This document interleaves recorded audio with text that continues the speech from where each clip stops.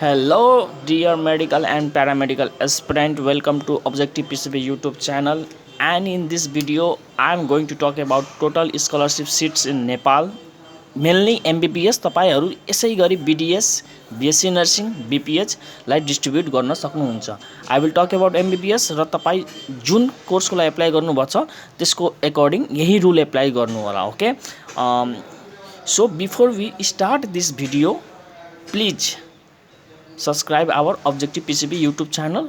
We will give such informative videos as well as we will also teach PCB plus math soon. Okay, as result has come, let's the counseling over and we will start our journey. Okay, so in this video we are going to talk about total scholarship seat and how are distributed according to quota system that is currently prevalent in Nepal. Okay.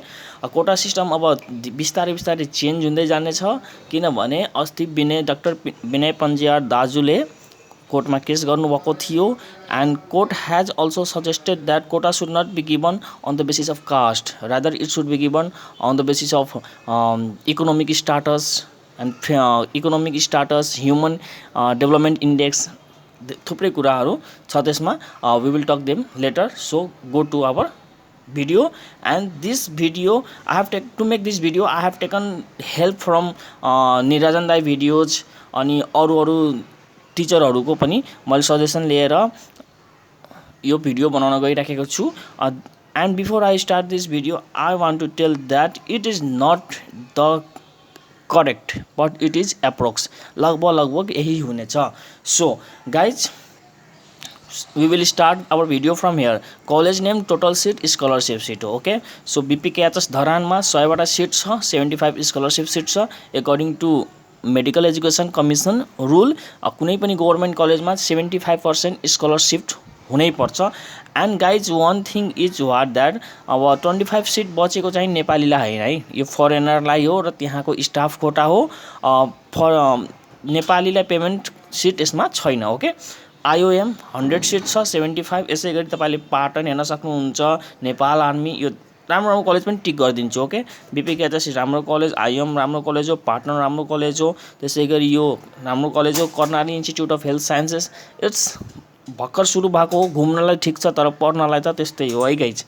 CMC राम्रै college हो. Okay guys, यस्तै हो. अब हेर्न सक्नुहुन्छ कलेजको नामहरु यता छ, त्यहाँ कतिवटा MBBS सीट छन् टोटल हेर्न सक्नुहुन्छ आफै. ओके. अनि कतिवटा स्कलरशिप सीट छ त त्यो पनि यहाँ हेर्न सक्नुहुन्छ. Okay. I will not make video long. So आफै भिडियोलाई पज गरेर तपाईहरु आफै हेर्न सक्नुहुन्छ. र कुन कलेज चुज गर्ने भनेपछि आफै सिलेक्ट गर्न सक्नुहुन्छ. KMC पनि राम्रो कलेज हो, यो पनि राम्रो कलेज हो है. KU SMS राम्रो कलेज हो. ओके गाइज, यसमा चाहिँ अब किस्ट पनि राम्रै मानिन्छ, CMC ले पनि राम्रै मानिन्छ, UCMS पनि राम्रै हो. Okay. Manipal also good college. So guys अब कलेजहरु आफै हेर्नु होला. Okay. And here we go. अनि रिमेनिङ कलेजहरु यहाँ छ, COMS, NGMC, Nobel, LMC, BMC. अब टोटल सीट कति भयो त MBBS को लागि 1835 भए. ओके. जसमध्ये अब स्कलरशिप सीट हामी कतिवटा छ त हाम्रो लागि 417. यो चाहिँ गाइज अहिले बढेको, अस्ति मात्र यहाँ हेर्नुस् त यो नेपाल आर्मीको छ नि, यो चाहिँ 38 पहिला थिएन, पहिला 10 मात्र थियो. तर अहिले स्टाफ कोटालाई घटाएर नेपाल आर्मीको कोटालाई घटाएर जनरलको लागि बढाएको हो. रिजल्ट आउनु भन्दा एक दिनमा अगाडि मात्र हो. So some people are lucky who are going to get this seat that 28 people are lucky है. 28 जनाले स्कलरशिप सीट गुमाउँथ्यो तर अस्तिको डिसिजनले गर्दाखेरि 28 जनाले पाउने भए थप scholarship seat. Okay. So total 1835 MBBS seat छन् हाम्रो नेपालमा र स्कलरशिप सीट चाहिँ 470 छ. Okay guys. अब total scholarship seat for MBBS. अब यो त टोटल भयो, यो स्कलरशिप सीट भयो 417 हाम्रो टोटल स्कलरशिप सीट भयो, जसलाई हामी डिभाइड गरिन्छ according to general system, open system अनि कोटा सिस्टम. अनि जनरल भनेको कति हो त तपाईको 55% हो है त गाइज. जनरल तपाईको 55% हो र 55% अफ 417 इक्वल्स टु 229. अब गाइज भन्न सक्नुहुन्छ 229.5 आयो, 229.6 आयो. गाइज स्क्वायर अफ गर्ने है, स्क्वायर अफ स्क्वायर अन गर्ने. 0.5 भयो भने जस्तै 29.5 भयो भने त्यसलाई 30 मान्ने, 29.4 भयो भने त्यसलाई 29 मान्ने, 29.6 भयो भने त्यसलाई 30 मान्ने, स्क्वायर अफ स्क्वायर अन गर्ने हो के गाइज यसमा। So there are 229 seats for general category. What does it means? It means guys, जसले यसपालिको सी एक्जाममा 229 र्याङ्क पाएको छ त्यसले स्वतः 100% त्यसले ओपनबाट नै स्कलरसिप सिट पाउन गइराखेको छ। So the people who are under 229 rank 220 र्याङ्कसम्म फुल स्कलरसिप तिनीहरूको फिक्स छ। अब यसमा पनि के हुन्छ भने यो अझै बढ्छ। किन बढ्छ किनभने सम पिपल गेट्स कोटा सिस्टम्स एट्सेट्रा हैन। तर 229 जनाको त कन्फर्म सिट छ, तिनीहरूले एमबीबीएस स्कलरसिप सिट पाउँछन्। अब हामी कोटातिर आउँछौँ। कोटामा there are total 45% quota seats in Nepal according to the current rules and regulation. So 45% of 470 equals to 187 seats. So there are 187 seats for under reservation in Nepal. Okay, अब रिजर्भेसनमा पनि थुप्रै criteria छन्, थुप्रै रिजर्भेसन छन् on the basis of various things. So female सबैभन्दा सुरुमा फिमेललाई 33% of this 187 seat have been given. So 33% of 187 seat कति हुन्छ त 62 seat हुन जान्छ। Okay guys. सो 62 गर्ल्स, यो पनि अब यसबाट के बुझ्न सकिन्छ भने all those girls जसको गर्ल्सभित्र र्याङ्क 62 छ नि त्यसले ढुक्क पाउँछ स्कलरसिप सिट एमबीबीएसको। Okay guys. र यो 62 मा पनि यसको 3%, 62 को 3% चाहिँ दलित फिमेललाई दिएको छ जुन कि 2 हुन जान्छ। सो यसबाट के बुझ्न सकिन्छ भने अल दो दलित फिमेल जसको र्याङ्क दलित फिमेलमा हामी हेर्ने हो भने दलित फिमेलमा जसको र्याङ्क 1 र र्याङ्क 2 ले यो रिजर्भेसन अन्तर्गत स्कलरसिप सिट पाउन गइराखेको छ। त्यसै गरी 2% मुस्लिम फिमेल छ अन्डर दिस 62 सिट फिमेलको अन्डर। 33% मा पनि 3% of 33% Dalit female and 2% of 33% Muslim female जुन कि 1 हुन जान्छ। यसबाट के बुझ्न सकिन्छ भने कुनै मुस्लिम फिमेल जो टप गरेकी छिन् आफ्नो यस कोटाभित्र त्यसले स्कलरसिप सिट ढुक्क पाउन जान्छ। Okay guys. सो यो सब के हुन्छ भने गाइज यसमा अझै बढ्छ। यिनीहरू छ नि यिनीहरूको 62 र्याङ्क होइन, यो चाहिँ 100 सम्म पनि जान सक्छ। किन जान सक्छ किनभने गाइज यहाँ ओपन छ नि एकर्डिङ टु रुल्स। अनि के हुन्छ भने पहिला हामी ओपन सिटलाई भर्ने गर्दछौँ। पहिला यो 229 सिट भरिन्छ। आइदर यहाँ पढेका विद्यार्थीहरू रिजर्भेसनमा आओस् या ओपनमा आओस् या जनरलमा आओस्। पहिला 229 सिट टप 220 र्याङ्कर्सलाई 229 र्याङ्कर्सलाई सिट यो फिलअप गरिन्छ। त्यसपछि हामी कोटा एप्लाई गरिन्छ। सो जनरलहरूको लागि के हुन्छ भने तपाईँ 229 सम्म पढ्नु पर्यो। तर कोटा सिस्टमको लागि के हुन्छ भने यो गर्ल्सहरू छ नि टप 62 नभए पनि हुन्छ, टप 80 पनि जान सक्छ। किनभने अरू त्यो गर्ल्सहरू पनि छन् जो यहाँ 229 भित्र पढेका छन्। त्यो गर्ल्सहरू पनि होला जो 229 भित्र पढेका छन् र तिनीहरूले के प्रिफर गर्छन् भने म कोटा सिस्टम लिँदैन, म कोटाले जाँदिनँ, म रिजर्भेसनको अन्तर्गत जाँदिनँ, म ओपनमा फाइट गरेर जाने हो। सो तिनीहरूले ओपन सिट प्रिफर गर्छन् र सरकारले ओपन सिट नै दिन्छ तिनीहरूलाई। पहिला ओपन सिट फिलअप गर्ने बानी हुन्छ, नियम हुन्छ, रुल्स एन्ड रेगुलेसन हुन्छ। सो यदि तपाईँ जनरल ओपनबाट हुनुहुन्छ भने के हुन्छ भने गाइज तपाईँ 229 भित्र र्याङ्क हुनुहुन्छ भने तपाईँले पाउनुहुन्छ, न त अलिकति गाह्रो हुन्छ। तर यिनीहरूको के हुन्छ भने रिजर्भेसनवालालाई के हुन्छ भने यो 62 सिट छ नि टप 62 फिमेल हुनु पर्दैन के, टप 75 भए पनि पुग्छ। त्यो केमा डिपेन्ड पर्छ भने यहाँ कतिवटा यसले जनरलले कतिवटा यो कोटा सिस्टमको लागि पनि लयो। Okay, I hope you all are understanding. So अनि यो कोटा सिस्टम के हुन्छ भने गाइज 6 देखि 10 सम्म सरकारी स्कुलमा पढेकोलाई मात्र है यो भर्खर नियम लागू हो। सो तपाईँको भाइ बहिनी यदि अहिले 6 मा 5 मा 6 छिन् भने तपाईहरु के गर्नुस् भने तिनीहरुलाई राम्रो सरकारीमा भर्ना गराइदिनुस् किनभने यदि तपाई रिजर्भेसन अन्तर्गत आउनुहुन्छ भने रिजर्भेसन पाउन चाहनुहुन्छ भने 6 to 10 तपाईले गभर्नमेन्टबाट पढेको हुनुपर्छ यो नियम भर्खर लागू हो सो यसपाली के हुन्छ भने रिजर्भेसनहरुलाई फाइदा हुन्छ जसले 6 देखि 10 गर्नेहरु धेरै कम होलान् र कोहीले एप्लाई गरेछन् त्यो झुटो विवरण पनि दिएर एप्लाई गरेका होलान् किनभने म्याक्सिमम गाइज के पहिला चलन के थियो भने 8 देखि 10 पढ्ने थियो कि गभर्नमेन्टमा according to reservation some college used to give reservation to those who have studied 8 देखि 10 गभर्नमेन्ट कलेजमा स्कुलमा तर अहिले 6 देखि 10 सो यसपाली धेरै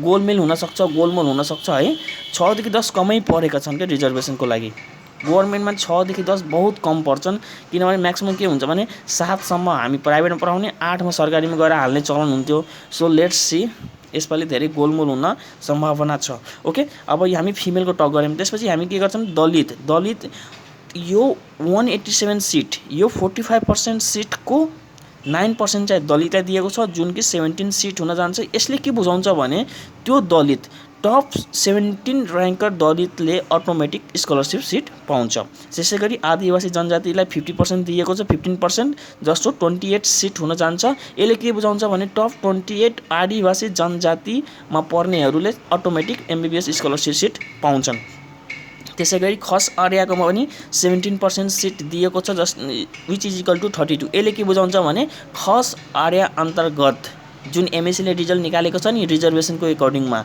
Khas top 32 people students from khas area is automatically going to get scholarship seat MBBS scholarship seat त्यसैगरी मधेसीमा 12% दिएको छ मधेसीलाई 12% अफ कसको यसको हैन यसको है 187 सीट या 45% सो 12% 22 सीट हुन जान्छ अनि यसमा पनि मधेसीमा पनि 3% दलित मधेसी भनेर छुटाइएको छ जुन कि 1% हुन जान्छ यसको मतलब के हो त त्यो विद्यार्थी जुन दलित मधेसी रिजर्भेसन अन्तर्गत एप्लाई गरेका छन् र त्यो आफ्नो यो रिजर्भेसनमा तिनले टप गरेका छन् अटोमेटिकली एमबीबीएस स्कलरशिप सिट पाउँछन् एकदम कट अफ कम हुन्छ यिनीहरुको एकदम कम हुन्छ गाइज यहाँ यिनीहरुले पाउनका लागि अब 170 कति चाहिन्छ है अब यिनीहरुले 140 45 मै पाइदिन्छन् ओके अनि थारू 4% दिएको छ 4% अफ दिस 187 र 45% जुन कि 7 हुन जान्छ यसको मतलब पनि सेम त्यही हो सबैको थारू पनि भयो मुस्लिमलाई 2% दिएको छ 4 ओके गाइज 4 यसको मतलब के हुन्छ भने top 4 rank Muslim ranker will get automatically seat तर यहाँ के छ भने मुस्लिम फिमेल पनि छ उसले त योबाट पनि पाउन सक्यो नि त टप 4 र्याङ्कर यदि मुस्लिम फिमेल छ भने उसले त योबाट पनि पाउन सक्यो सो यो बढ्न पनि जान्छ किनभने त्यही भएर यो जनरलको लागि त फिक्स हो 229 भित्र पर्नु पर्यो तर यिनीहरुको लागि के छ भने अलिकति माथि उचिले पनि किनभने पहिला जनरल सिट फिल अप हुन्छ त्यसपछि रिजर्भेसन सिट फुल अप हुन्छ ओके गाइज त्यसैगरी मुस्लिमले भयो रुरल एरियालाई 4% दिएको छ जुन कि 7 बाट सिट हुन जान्छ त्यसैगरी अर्फेन और फिजिकली ह्यान्डिक्यापलाई चाहिँ 2% सिट छुटाइएको छ जुन कि 4 बाट एमबीबीएस सिट हुन जान्छ त्यसैगरी शहीद बेपत्तालाई पनि 2% छुटाइएको छ जुन कि 4 बाट एमबीबीएस सिट हुन जान्छ यसरी नेपालमा रिजर्भेसन सिटहरु डिस्ट्रिब्युट गरिएको छ इन्क्लुड गरिएको छ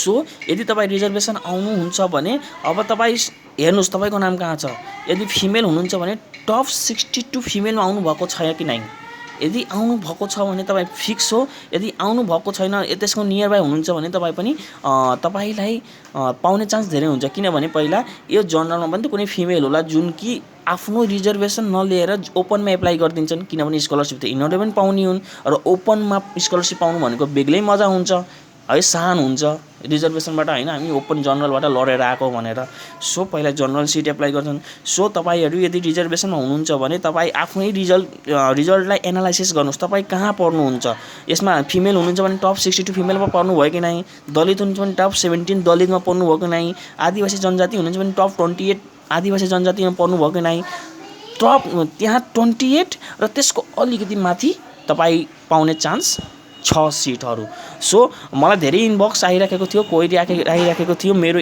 यो रिजर्भेसन छ यो यति र्याङ्क छ यति मार्क्स छ मैले स्कलरशिप सिट पाउन सक्छु कि नै अब यही एनालाइसिस तपाई गर्नुस् सीएम सिस्टम एप्लाई गर्नुस् अनि तपाई आफै एनालाइज गर्न सक्नुहुन्छ कि काउन्सिलिङमा म स्कलरशिप सिट पाउन गइराखेको छु कि 9. Okay guys, so टप 229 ऱ्याङ्कर्सले त अटोमेटिक पाउन गइराखेको छ अन्डर जनरल, चाहे त्यो रिजर्भेसन अन्तर्गत एप्लाई गरेको होस् या जनरल अन्तर्गत। 229 टप 220 ऱ्याङ्कर सिटले यो वाला सिट खाइदिन्छ, त्यसपछि यो सिट फिलअप हुन्छ। Okay, see you next video. अझै पनि अपडेट गर्ने राखिने छु। तपाईँ रिटर्निङको लागि एप्लाई गर्नुहुन्छ भने रिटर्निङको लागि एप्लाई गर्नुहोस्, त्यसको लागि एउटा फर्म फिलअप गर्नुपर्ने हुन्छ जुन एमएससीको साइटबाट डाउनलोड गर्न सक्नुहुन्छ। I hope you all are happy with your result. मैले सुनेको छु सेट बीको चाहिँ धेरै मार्क्स सोचेको भन्दा धेरै मार्क्स कम आएको छ। If so guys, you all should get united and put a query, put a question, put suggestion in medical education commission that sir set B को सर रिजल्ट हामीको एकचोटि रिटोटलिङ गरिदिनुहोस्, रिचेक गरिदिनुहोस् सेट बी को चाहिँ। So guys you guys can get united. अब त exam पनि सकिसक्यो, so you guys are free, work for your right, fight for your right. Exam पनि छैन, you can do well guys. यसपालि निस्केन भने पनि चिन्ता नलिनुहोस्, अर्कोचोटि ट्राई गर्नुहोस्। Best of luck for your future, hope you will do best. चाहे एमबीबीएस होस् या अन्य फिल्ड होस्, do your best, live the rest. MBBS पाउनु भएन भने निराश नहुनुहोस्। Okay guys, thank you, see you next video. च्यानललाई प्लिज सब्सक्राइब गरिदिनु होला। यस्तै इन्फर्मेटिभ भिडियो र पिसिबी प्लस म्याथको स्टडी मेटेरियलहरू मैले लिएर आइराख्ने छु। हस् त गाइज, धन्यवाद।